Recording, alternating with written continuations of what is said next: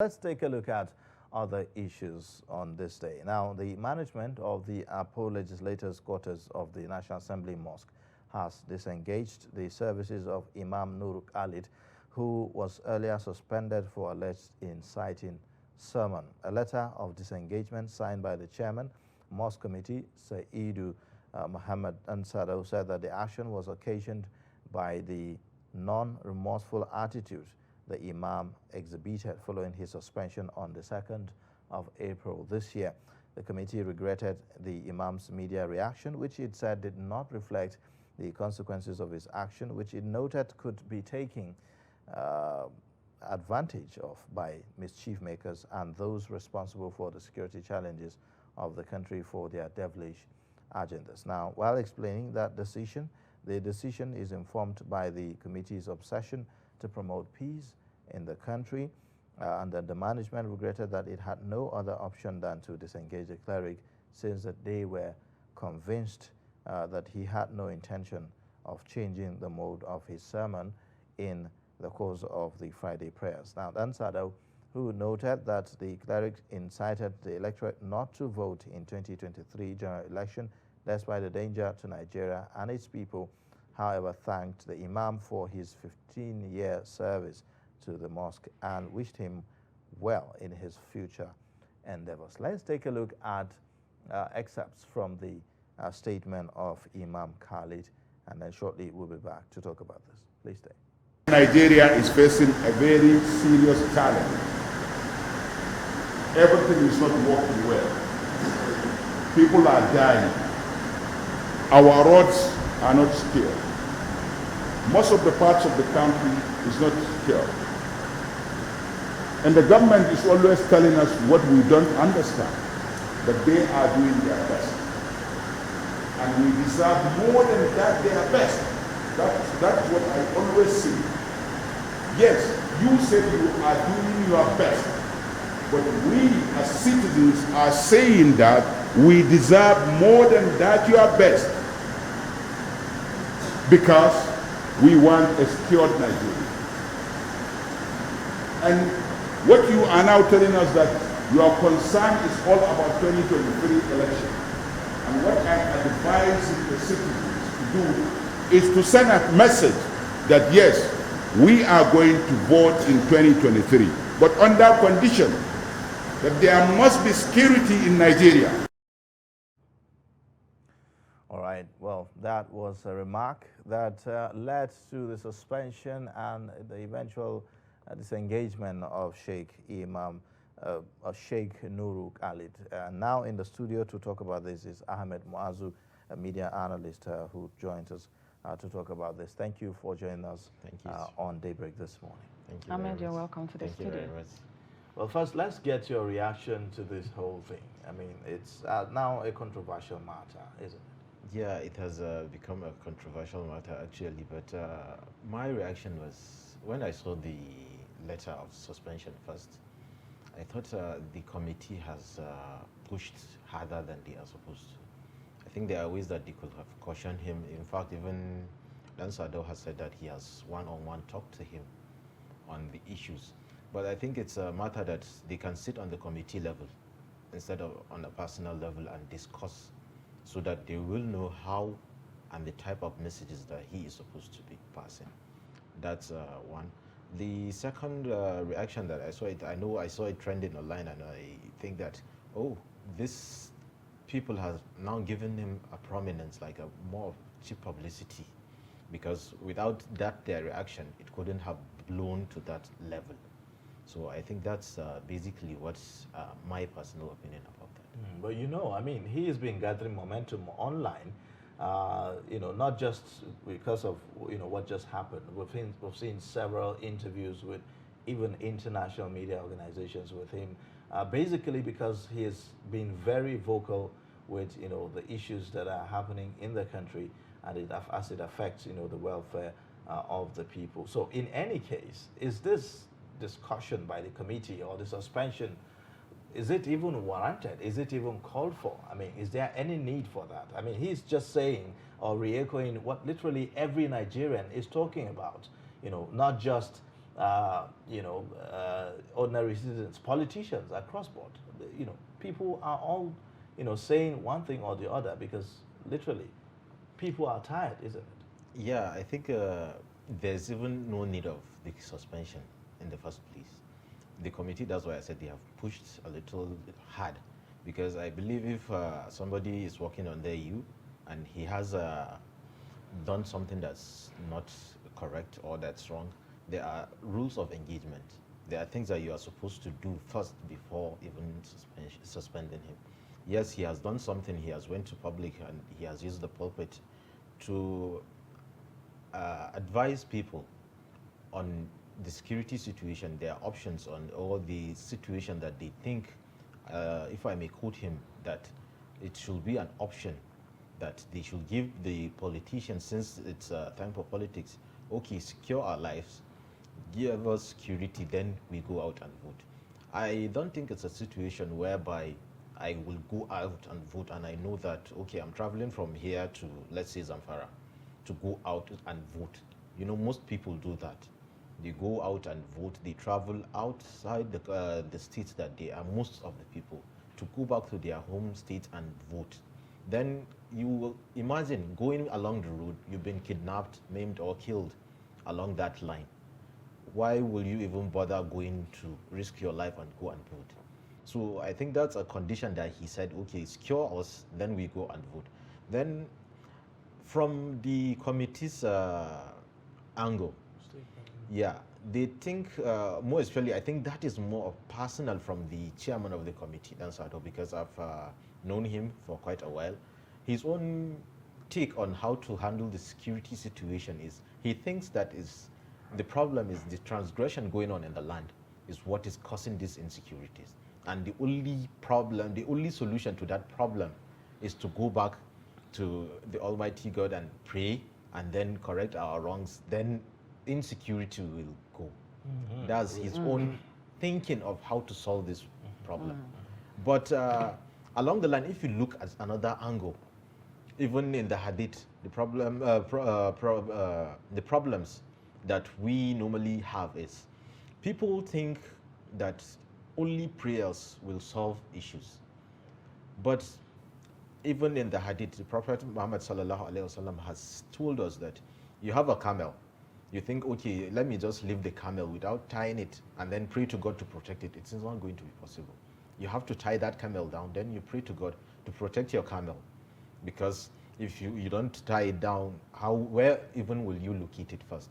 But if you tie it, you know where to go and then find your camel. Then you pray to God to protect it. So, I'm just curious, about the role of, because we've had this argument over and over how politicians sometimes, they talk down on clergies and, religious leaders to say, hey, you are a clergy, just remain within your lane and just, preach to people, let them just fear God, and then let them forget about whatever is happening here on earth, So that, raises, my curiosity as to the role of, religious leaders, because I know that even in Christianity, religious leaders and clergies, they play very important role in seeing to the welfare of the people. So I'm wondering, what religious leaders should be doing. Should they just watch and just fold their arms and just be silent and just watch their followers being, treated in, and then why they just eat and clean their mouths, as some do? Ahmed, before you take Ayuba's question, let me just ask one question. For the benefit of our viewers, the allegation against Sheikh Khalid is that he said no election. From the clip just played, was that what he said? No. Okay. So. Yeah, let me take your own first, then I'll go back to it. So, you know what he said, like I said, if I can quote him, he said it should be a condition for us to go and vote. That, okay, secure us, then we go out and vote. It's not that, okay, we are not going to vote except you have provided security. And I think one of the fundamental human rights is being secured. The government is one of the main objectives and role of government is to secure the lives and properties of the people. So that's it. And coming back to your question, if I can go back to like in the northern part where I came from, normally they go hand in hand. Religion and then leadership go hand in hand, because before the colonization of the country, and if you go back to the histories, you will see that most of the times the emirs, because those are the people ruling that time, they are imams, or if they are not the imams, the next people that are close to them, like the deputy, which they call the waziris, are imams, or somebody that has depth knowledge of the Islamic knowledge, because that's the basis that you use in judgment.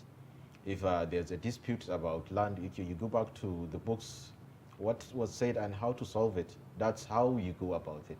And coming to the fact that the system changed, and then the role of government came in, I see that if you look at the situation, the imams and the clerics play a vital role when it comes to election. These people will go to them and say, okay, please help us with informing your teaming supporters or followers about so and so situation. I know of several things, like if you can go back if we are to go by this, it only means that the clerics and the clergies are only good enough for rallying support and not for putting a check on the activity. That's what I'm saying. If you can go back to the time of vaccination of or immunization on polio, you know, that's this controversy that some of them preached against it and some of them are for it. But with time, when they have to gather their support, that's when you see it all over the country is being accepted. There are things that, okay, you bring it. For our people now, normally, most people will not do something until they hear the versions from that, what the religion says. Religion is plays a vital role in this country. And I mean, let's take away the religion aspect, of being a cleric in the first place. Yeah. Does it mean that as a Nigerian, do you have to be a cleric as a matter of fact, or do you even have to, hold some kind of position for you to be able to air your views as to how you feel about the way things are going in the country? I don't think that is the way, because there's a freedom of speech. Well, Ayuba, if an individual says what Sheikh said, they may not take it that seriously, because the Sheikh has a strong voice and he has a lot of followers. Maybe that's why he's generated this kind of attention. Yeah, I said that's why the freedom of speech is there. You have the freedom to express your concerns and regarding the way things are going. And if you keep quiet with the things that are going that are not, maybe he needs to call the attention of those that are in charge. Okay, this is what is happening on our land. This is the problems. This is what we are supposed to have. You've promised us to do. This is what you are supposed to have done by okay. All right, now, because of time, let me just throw in this. We are seeing also another reaction from Sheikh Gumi, which is an entirely different perspective. He's describing this as even, the actions of Imam Nuru as worse than kidnapping. And I'm wondering how that is. Well, actually, I wonder also, why will Sheikh Gumi make that statement? Because if you look at, we know that from interactions and from history, Gumi is a little bit closer to those bandits, and he knows the situation that gave birth to that banditry. Probably that's what sparked his reaction towards that. But still, I believe if everyone will look at the case and then decide on, okay, the situation on ground, what is the solution? We are supposed to be looking at the solution.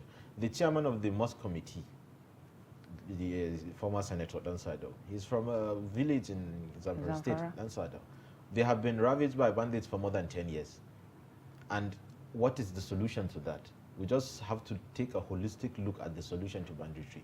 One of the things that, if I may also chip in, is the governor of Kaduna made like a suggestion to bring in mercenaries and all these things. All people have said, no, that's not an option. All right, you know what? We will be back on this discussion. We'll take a breather so that we'll take a look at the news headlines and our news highlights this morning before we continue with this discussion. So just hold your thoughts.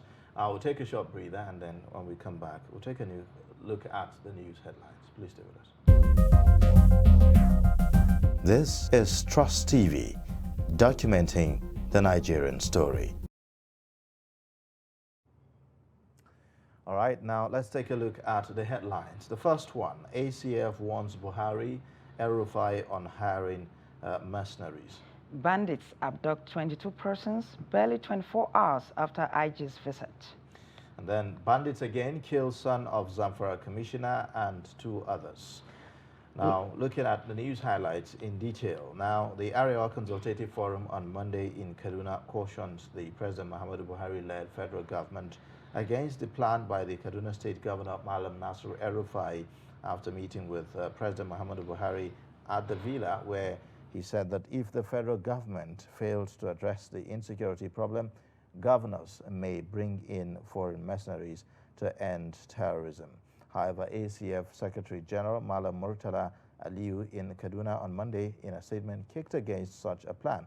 According to him, the governors and citizens must avoid any fire brigade approach on any pressing issue bedeviling the country. The ACF argued that rather the authorities should consider the possibility of using volunteers such as ex-servicemen and women and the civilian task force, hunters, and whatever is available to make every inch of Nigeria habitable and peaceful. Barely 24 hours after the visit of the Inspector General of Police, Usman Alkali, to the Abuja-Kaduna Highway, bandits raided some houses at Agwamaji in Jaril town along the highway and abducted 22 villagers in the area. Jari, which shares boundary with Tafas Sabon, would say in Niger State, is located on the ever-busy Abuja-Lokoja highway. A resident of Agwamaji, Sheikh Bala, said the incident happened around 11 p.m. on Sunday. He said the bandits, who came in large numbers, with some of them wearing army uniforms and wielding AK-47 rifles, invaded some houses and whisked away 22 residents, including 5 women. The police in Zamfara State have confirmed that 3 persons were killed by suspected terrorists, including the son of the State Commissioner for Internal Security and Home Affairs, DIG Maman Safit, retired in the headquarters of Safi local government area of the state. Now, the police, in a statement by its public relations officer, Muhammad Shehu, said on 3rd April 2022 at about 8:30 p.m., while people were observing Ishai prayers in Safi town, suspected armed bandits on motorbikes came from eastern outskirts of Safi town, shooting sporadically.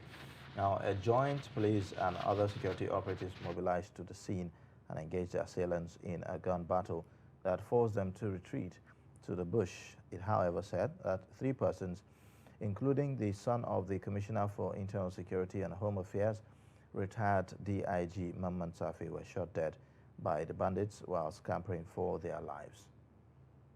Now, the statement also explained that 3 others sustained gunshot wound and that the attack came hours after police tactical teams repelled another attack by bandits at western outskirts of Safi and restored normalcy there. Now, we will be continuing with our discussions in the studio, and we still have our guest who has been giving us perspectives on some of these issues, talking about Ahmed Muazu, a media analyst and also a public affairs commentator. Now, I'd like to take, a brief from the statement of Sheikh Gumi, because that's very important perspectives there, that he is giving. He's been also another controversial person that we know. He says, he describes the Sheikh Nuru Khalid, chief imam of the Apo Legislative Quarters, actions as misplaced judgment,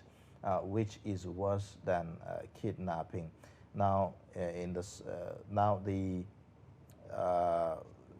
Sheikh Gumi is reacting to the suspension during a chat with Daily Post on Monday. He described the sermon as misplaced. Like we said, he's calling calling masses not to vote incompetent government is worse than the few kidnappings. Now, it's a case of sentiments overriding intellect, and that's according to the Sheikh. So I think that there's a missing communication somewhere there, because in the first place, the Sheikh, from what we know, did not call, for people not to vote in the 2023 elections, and that seemed to be what Sheikh Gumi is acting upon. So I think that we need to go back to the press again on this matter, isn't it? Yeah, mostly the problem that we have now is source of information. Most people don't, maybe probably someone will just come and tell him, okay, Sheikh, see what so and so person has said. He may not even have watched the clip or listened to what he has said on the issues around the elections or what the call that he made. For example, I can give you a situation whereby, okay, somebody will just take a screenshot from a social media post and then somebody's opinion, and then maybe forward it to him, and then he may be reacting towards that. If we go back to that, he may need to go back to the source of information that he has, because from what I heard and what I've seen, the video, and then I've also personally spoke with Sheikh Khalid after the event on the issues, because I too will be amazed on why would somebody call for boycott of the election as an Islamic scholar, because I think the best thing to do is to look at the solution, since the Constitution has given the power to people to vote those that they think will give them what they want. So that's the power of the Constitution, and why will you call for everyone to boycott the election? He said no, he did not call for the boycott. That what he said was to set a condition for us to go and vote. All right, now a lot of issues, followed this, event. We've seen that Sheikh Khalid's followership online, just got a boost as a result of this. And we're hearing that he has gotten several offers from other places to come and, be the imam, in those mosques and all of that. What's the significance of this?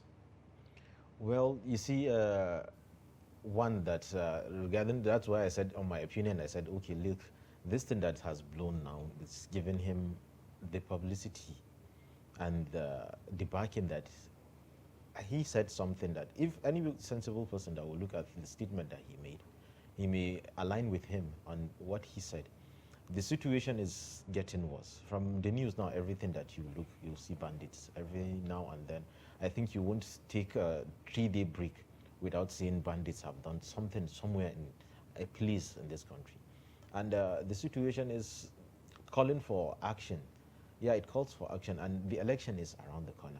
I think during the former administration of the former President Goodluck Jonathan, something regarding Boko Haram has made, I think, the elections to be postponed because of some certain local governments that were not accessible for INEC officials to deploy and people to vote. So it's something that you look at it before that thing happens. Let's tackle the situation. Let us look at what we will do to secure all those posts so that we can have security around, and not even security, the people have a sense of being secured. The feeling that I'm secured, that, okay, if I go out to vote, I may come back to my family. I think it's the best way to go. Not to say that, okay, I'm going out to vote, then prepare for me if I come back alive, or if I'm being kidnapped, then I don't know what to do.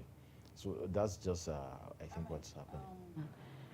In the SAC, in the letter conveying the SAC, the chairman of the Mosque committee said that the reason for the SAC was because Sheikh Khalid did not show any remorse, and that he did not keep the suspension to himself. Can you speak to that? Yeah, I think from the interviews that happened after the suspension, the Sheikh wasn't remorseful. He said that he's not going back to that mosque, even if they should he have been? Let me just tell you his statement that even if they have called him back, that he's not going back to the mosque. If they are going to silence him and make him to not, talk about ills that are happening in the society. So one thing I think I know about clerics, they have that opinion, and they have like a guideline that they work with.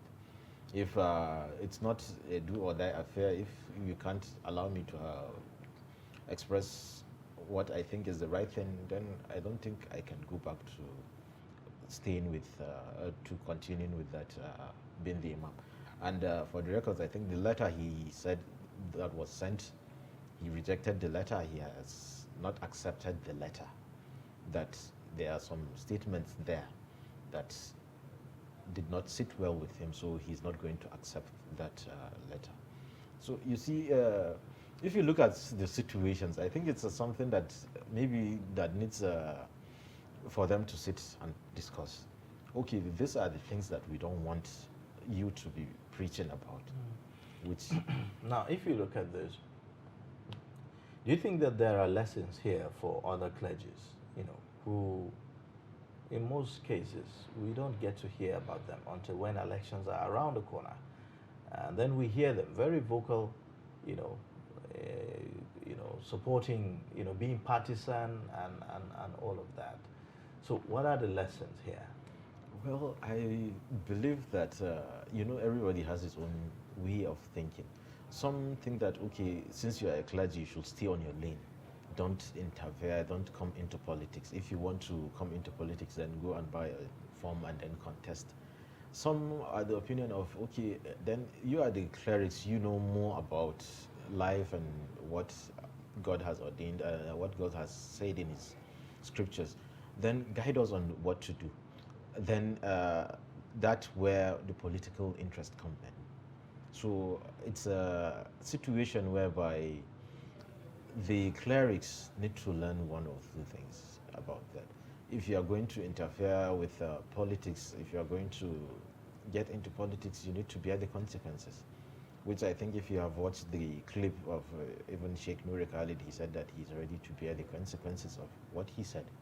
So this is the consequences of what he said, and he is ready to bear it. Yeah, but if you look at, yes, you be ready to face the consequences. But in terms of standing up for the truth and speaking up, that's more important here, because sometimes you see that clerics, they seem to have, reduced themselves so much that they are bought off sometimes by politicians, and that integrity, that they are supposed to have to be able to call people to order, to be able to hold, people in government accountable, they lose it, and all of that. We have to go back to the basis of, like, for example, just a good example now, it's the committee of the mosque. It's headed by a politician, and they are the ones that bring the money to build it, and it's the clerics are supposed to stand alone. They are supposed to have their means of getting their money, their means of doing things without being dependent on the politicians. I think that's just one thing that we need to go back and address. If, for example, any time a politician will build the mosque and then say, okay, I'm heading the committee, and then you are the imam, I can sack and fire you anytime that I think it's not good between us. But if we go back to a situation whereby the mosque is autonomous, it doesn't depend on the politicians to survive, I think it will go a long way in solving these issues. Okay, Ahmed, with what has happened to Sheikh Khalid, do you think that it would deter some clerics from speaking up as the elections approach? Well, I think it goes by personality also. Some, for them, this is a motivation to speak out. And then some, for them, this is a time to be cautious, because they may think, okay, if I lose the position that I have now because of what I think is saying the truth will cost, then they will be cautious of what they will see. But some will say, okay, this is the right time to tell the world this is the truth, and this is what, because I've seen some other clerics who have said, okay, this thing that Sheikh has said is on the right, and then imams should be behind him on this. They should all drum the support for security to be restored, and then elections to hold. Some will say, okay, no, we don't need to go deeper like that. Let's give the government a chance to make things right so that things will flow. All right. Well, I mean, there's quite a lot really to chew on this on this issue, because it looks like there's a battle here that is ongoing between good and evil.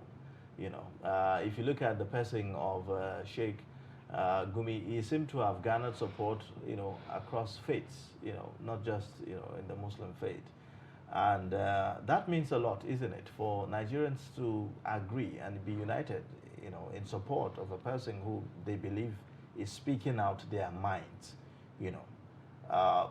What would you say about the role of clergies in unifying Nigerians?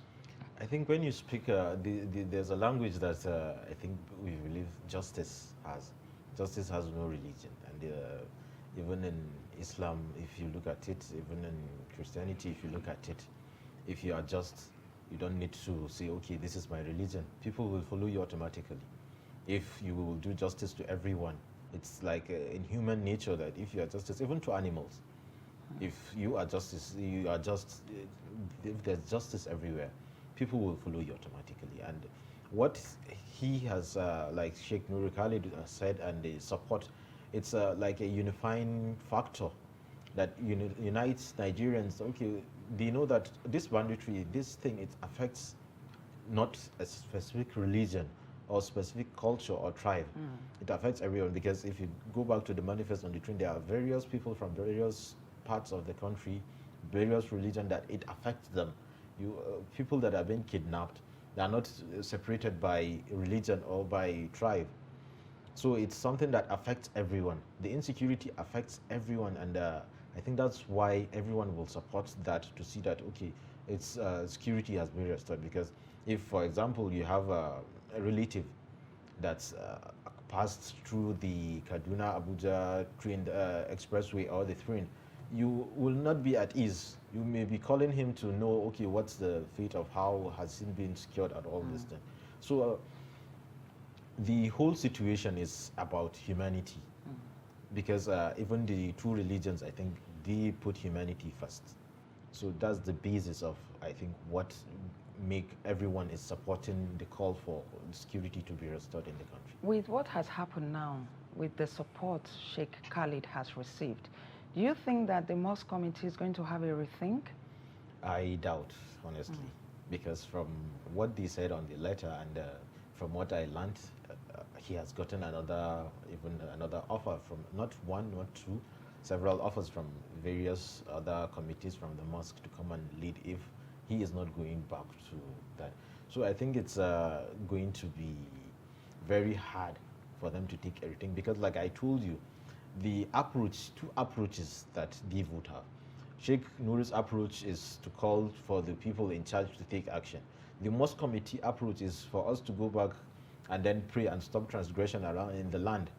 So you see, it's two different things that I don't think if you combine them, they will work, because they need to have, okay, it's the things you need to have votes to at the same time. You need to work and then you pray for to the Almighty to give the success. I mean, in any case, the Sheikh seemed to have gone beyond the walls now, especially if you look at the massive followership he has online. That also brings to bear, some of the positives, of the social media space, and how Nigerians can also take advantage of that to be able to hold government to account, right? So what are the, lessons there, not just for, other Nigerians, but for clerics, as well, who may be thinking, well, they don't have a platform, how would they be able to speak out, and stand for the truth? You see, the social media, I think it's a very strong platform that even before the coming of this government, it's one of the key things that was used to advocate for the choice of candidates.